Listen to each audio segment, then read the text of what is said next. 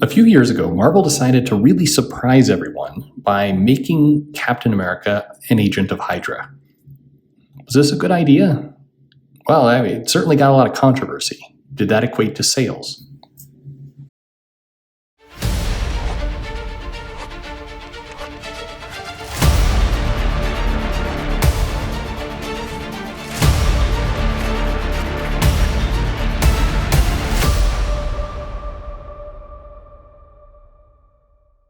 Hey everybody, this is Perch. No, it didn't. That's the short of it. When writers come on to a comic, they have a pitch, and they're going to pitch some new groundbreaking thing that they think is going to generate a lot of controversy, generate a lot of buzz, get some sales. Writers, for whatever reason, well, I mean, not for whatever reason, when people come into a comic, a writer who gives a pitch of, you know what, I'm just going to try and give 3 years of just really solid comics. We're going to keep the characters all who they are. There won't be any big status quo changes. I'm not going to try and kill anyone. I'm just going to tell 3 years of just timeless, amazing adventures of kind of the heroes that we know facing huge villains. That pitch doesn't get accepted. That's just the reality of comics today. So to get a pitch accepted, you have to come up with some completely break the internet type thing. In fact, there's an editor at Marvel who said, I want the pitches to break the internet. I think if you're shooting for that as your goal, you're going to fail. I think you're going to just come up with a pretty lousy concept. And the Captain America Hydra agent. So this was Nick Spencer was writing Captain America at the time. Nick Spencer was very much tied into current politics, maybe a little bit too much, you might argue. He was very distressed, I'd say, by the whole Trump adventure and what was going on there. And I think the idea of a Manchurian candidate, the person you don't see coming, would be pretty amazing. That was the pitch. That was the idea. And so they did this storyline called Standoff. Now, at the time, Captain America had been aged up by Rick Remender.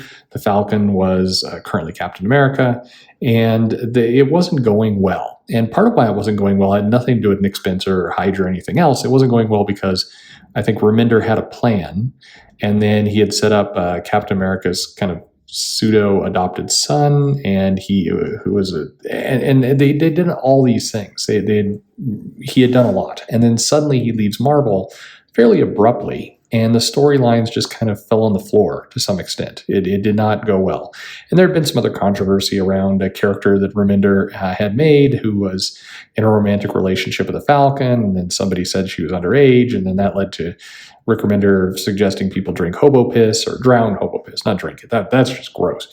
Anyway, so when Nick Spencer comes onto the book, things are not in great shape. The Standoff event was an idea, the purpose of that storyline was really to, de-age Captain America Steve Rogers back to where he was, himself again. That was kind of the big thrust of that whole event. And in doing so, they set the seeds that this sentient cosmic cube would be befriended by the Red Skull and basically, not just de-age him, but also change reality around to make Steve Rogers Hydra. Now, everyone who read this knew that this was temporary. Marvel decided to kind of, I think treat people like idiots a little bit and say, no, this is real. This is not an imaginary story. We know it's not. The whole phrase, this is not an imaginary story. No, they're all imaginary stories. This is comics. It's all, this phrase was back in the 70s when it was kind of first used, I believe, by Stan Lee, to really, or it probably goes further back than that, but it was to hype up this idea of this isn't a dream comic, it's a real comic, but it's still all an imaginary story. So everyone, when Marvel started saying, no, this is the way it is, this is going to be real, it felt like the final straw to a lot of fans.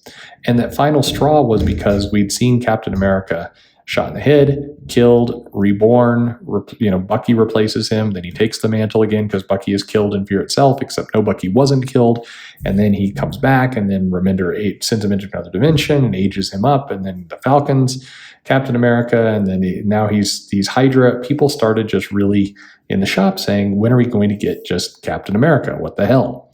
And so this storyline, of Captain America being a double agent, it felt like the final straw. People just wanted to see Steve Rogers do some Steve Rogers things and just have good Captain America adventures. And so this idea of this twist also felt a little bit, because at the time Marvel was really starting to grind against fans by saying, the tradition sucks and we need to embrace the new, embrace, these kind of new diverse initiatives. The problem is they decided to do all the initiatives all at once. It's an interesting thing, and this will be probably another video, if you took a look at Marvel and all the new characters and all the replacements, from Riri Williams to Miles Morales to turning Iceman gay to all these kinds of things. If they had not crammed it all into, say, 12 months, it probably would have worked. A lot of these ideas would have worked, but it felt like Marvel couldn't control themselves, and they were like, well, let's just do it all right away, all now. And so the result was it kind of made you hit over the head. It did not give anything a chance to breathe. It's a common phrase that a lot of the comic writers like to say, things need a chance to breathe. This had no chance to breathe. And so the Captain America storyline came out.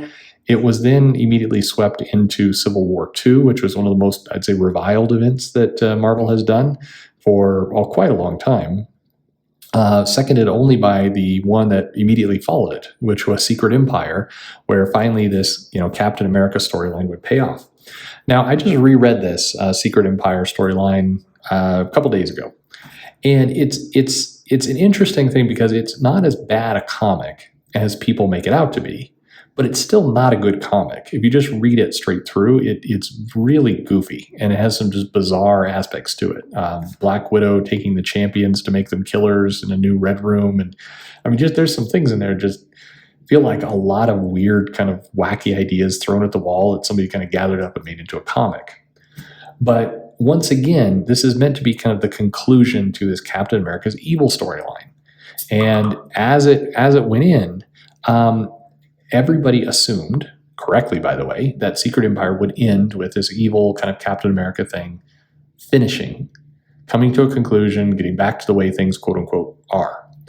But Marvel once again decided to double down and say, no, we're not just going to put everything back in the box. We're not just going to bring back a good guy Captain America. We're going to keep this evil. This is a permanent change, and we're going to live with it.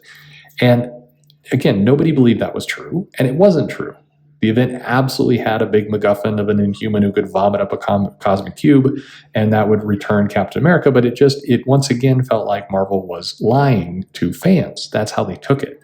So this whole storyline of Hydra as a Captain America, this Manchurian candidate, kind of brainwashed Captain America doing evil things, was not a bad idea. There's a part of Secret Empire where you're seeing Captain America completely screw over all the heroes because they trust him and because he's a master, strategist. And that's cool. It actually builds up the power of a Captain America. It reinforces what would happen if, Captain America went bad. These are good concepts. It's an interesting, good storyline. But crammed in where it was, with the timing, with everything else, it just did not go well. And again, it made people upset. It also signified an era of Marvel where when people would complain, Marvel would almost take an aggressive attack tone back. So people complain, it's like, you guys are a bunch of trolls. It's like, you know what? Maybe, but you have a fan base you want to buy your comic. That's just not the best way to engage them. Whether you believe it's true or not, that can't be your go-to answer.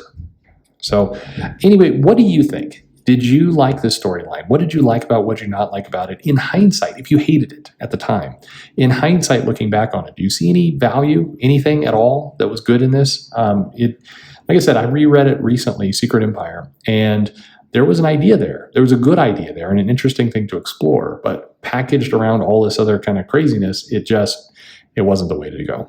But let me know your thoughts in the comments below. Like, subscribe, follow me on Twitter or Facebook at Comic Perch. And thanks for listening.